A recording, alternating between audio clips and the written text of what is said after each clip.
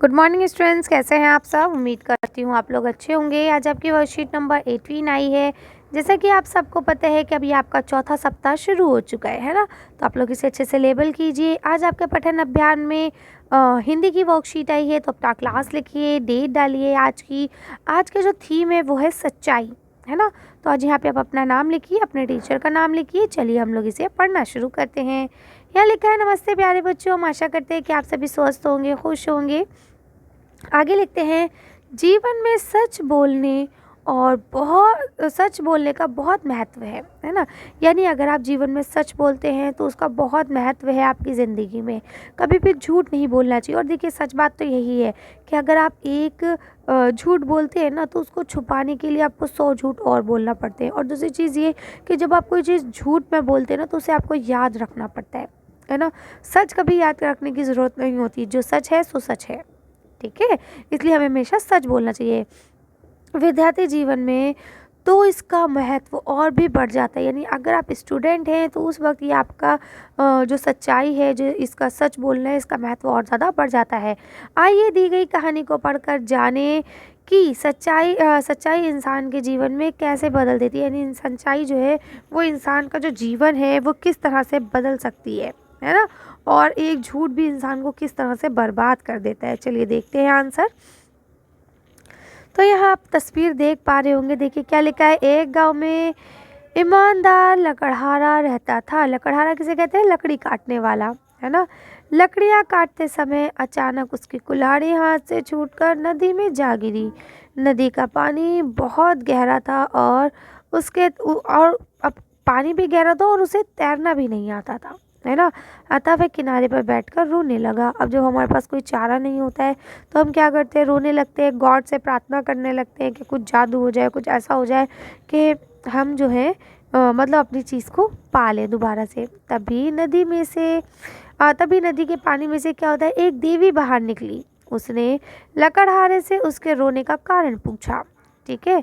कारण जानकर वह नदी में से एक सोने की कुल्हाड़ी लेकर आई और लकड़हारे को क्या करने लगी? देने लगी। पर उसने क्या कहा? कुल्हाड़ी नहीं ली और कहने लगा, ये कुल्हाड़ी मेरी नहीं है, ठीक है। अब आगे क्या हुआ, मतलब आपको समझ में आ रहा है ना कि नदी से एक देवी निकली। उन्होंने पूछा कि भाई क्या हुआ है, क्यों रो रहे हो तुम? तो उसने बता दिया कि मेरी कुल्हाड़ी इस तरह से पानी में गिर गई है। तो उन्होंने जल्दी से पानी में गोता लगाया और एक सोने की कुल्हाड़ी दी। तो लड़के ने बोला कि नहीं नहीं भैया, ये तो कुल्हाड़ी मेरी नहीं है क्योंकि ये सोने की है। पानी की देवी वापस नदी में गई और नदी से चांदी की कुल्हाड़ी लेकर आई और लकड़हारे को देने लगी। फिर उसने फिर से मना कर दिया और कहने लगा, ये कुल्हाड़ी भी मेरी नहीं है, ठीक है। तीसरी बार कूद कर देवी नदी में से लोहे की कुल्हाड़ी निकाल कर लाई, है ना। लकड़हारे ने जैसे ही कुल्हाड़ी देखी वो खुशी से अपनी कुल्हाड़ी लेने लगा, है ना। उसने फौरन अपनी कुल्हाड़ी ले ली। पानी की देवी उसकी सच्चाई देखकर अति प्रसन्न हुई और तीनों कुल्हाड़ियाँ लकड़हारे को इनाम में दे दी, ठीक है। लकड़हारा तीनों कुल्हाड़ी को पाकर बहुत प्रसन्न हुआ और उन्हें लेकर क्या हुआ? खुशी खुशी घर आ गया, ठीक है। तब आपने देखा, अगर वो सिर्फ सोने की कहता हाँ हाँ हाँ ये मेरी है, तो पानी की देवी क्या हो जाती? गुस्सा हो जाती, है ना। और वो भी छीन लेती। लेकिन उसने ईमानदारी की और उसके बाद पानी की देवी उससे खुश हो गई और उसे अब तीनों मिल गई, ठीक है। तब देखिए, उम्मीद करती हूँ कहानी तो आपको पसंद आ गई होगी। अगर कोई क्वेश्चन है, कोई क्वेरी है तो आप लोग मुझसे कमेंट बॉक्स में पूछ सकते हैं। आगे देखिए लिखा है, आपको क्या लगता है कि अगर लकड़हारा पहली ही बार में सोने की कुल्हाड़ी को अपना बता देता तो पानी की देवी क्या करती? अपने शब्दों में लिखिए। ये भी मैंने आपको बता ही दिया है। चलिए तो हम आंसर देख लेते हैं। आप इसका आंसर ऐसे लिख सकते हैं, अगर लकड़हारा पहली बार में सोने की कुल्हाड़ी को अपनी बता देता तो पानी की देवी गुस्सा हो जाती, है ना, और उसको कोई भी कुल्हाड़ी नहीं देती, ठीक। अगर लकड़हारे की परिस्थिति में होते तो क्या करते? अपने माता पिता व शिक्षक के साथ चर्चा कीजिए, है ना। तो बेटा इसमें सिर्फ चर्चा करना है, लिखना नहीं है। तो इसका अर्थ ये हुआ कि भाई आपको डिस्कशन करना है कि अगर आप ऐसा होता तो आप क्या करते। तो आप क्या करते भाई, आप भी रोने लगते, या फिर अगर मुझे तैरना आता तो मैं कोशिश करती कि भाई मैं जाऊँ जल्दी से निकाल लाऊँ अपने आप से, है ना। और अगर बात हो रही है सिचुएशन की कि भाई जब उसे कुल्हाड़ी दिखाई जा रही थी तो भाई मैं भी लकड़हारे की तरह सच ही बोलती, है ना, ताकि मुझे मेरी कुल्हाड़ी वापस मिल जाए। ठीक, तो इसमें सिर्फ आपको डिस्कशन करना है, कोई बहुत ज़्यादा लिखना नहीं है, तो इसे हम नहीं लिखेंगे। अगला क्वेश्चन पढ़ लेते हैं। इस कहानी को अगर आपको कोई शीर्षक देना हो तो आप क्या देंगे? तो इसको हम शीर्षक क्या देंगे? हम दे सकते हैं सच्चाई और ईमानदारी, है ना, ईमानदारी का फल, ठीक है, या जलपरी। वैसे देखिए कहानी हमेशा याद रखिए, कहानी का जो शीर्षक होता है ना वो कहीं ना कहीं उसकी शिक्षा से मिलता जुलता होता है ना। कहानी से हमें क्या शिक्षा मिली है उसी के ही हिसाब से हम शीर्षक लगते हैं। तो इसकी हमें शिक्षा तो यही मिली है, सच्चाई और ईमानदारी, है ना, तो हम इसका शीर्षक भी यही रख सकते हैं। चलिए इसका आंसर देखते हैं। लिखेंगे इस कहानी का शीर्षक सच्चाई का फल, या सच्चाई और ईमानदारी, कुछ भी हो सकता है, ठीक है, कर लेंगे। चलिए तो आगे पढ़ते हैं।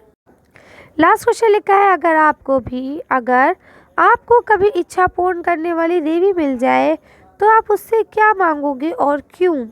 तो देखिए बेटा, ये आंसर तो आपको खुद ही लिखना चाहिए, बेहतर होगा, क्योंकि भाई अब आपको अगर कोई एक ऐसी परी मिली, कोई एक देवी मिली जो आपसे कहती हैं बोलो बच्चे मैं तुम्हारी कोई एक इच्छा पूरी करूँगी, तो आपकी अपनी क्या इच्छा होगी? देखिए बेटा, सबकी अपनी अपनी इच्छा हो सकती है ना।